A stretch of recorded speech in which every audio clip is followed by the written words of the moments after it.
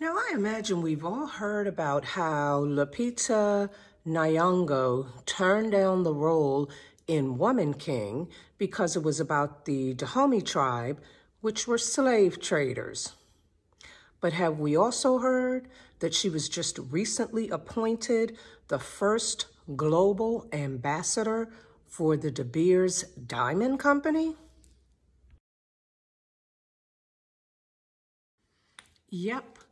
The same De Beers that built all of its wealth and power on the backs of Black Africans whom they exploited from about the 1870s and continue to exploit through to the present day.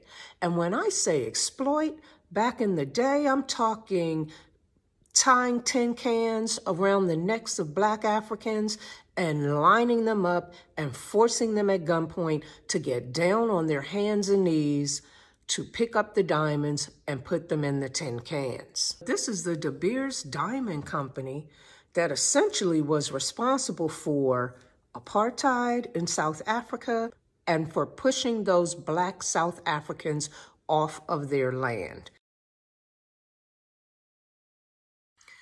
Now, I discovered this by scrolling through TikTok and coming upon an ad of Lupita Nyong'o promoting DeBeers Diamonds, and I was like, you've got to be kidding me.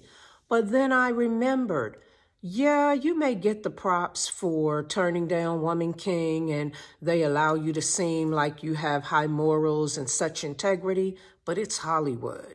And if you're going to be a household name, and if you're going to be at the top of the charts and A-lister, you're going to give them their pound of flesh. And to me, this local, or rather global ambassador for De Beers is the pound of flesh that she's being forced to give. Now let's take it back to the beginning of De Beers so that we can all be clear exactly how horrific this company has behaved on the continent of Africa. De Beers was formed by Cecil John Rhodes. Remember him? There was a country that he had annexed. It was called Rhodesia, which is now called Zimbabwe. Well, Rhodes apparently had a trust deed that authorized him to operate any business enterprise, to annex any lands in Africa, to govern and maintain those lands, even raising armies if necessary to maintain the lands he annexed. So one of the businesses De Beers chose to engage in was diamond mining in South Africa. But there was a problem because the South Africans didn't want to work in the diamond mines. So De Beers came up with ways to force them to do so, pushing them into crowded areas.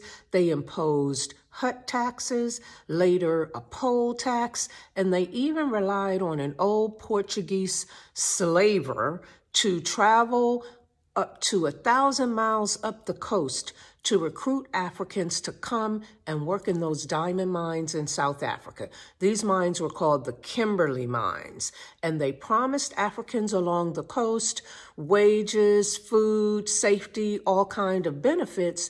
But when they got there to South Africa, what they were faced with were horrendous conditions that were essentially the same as slavery.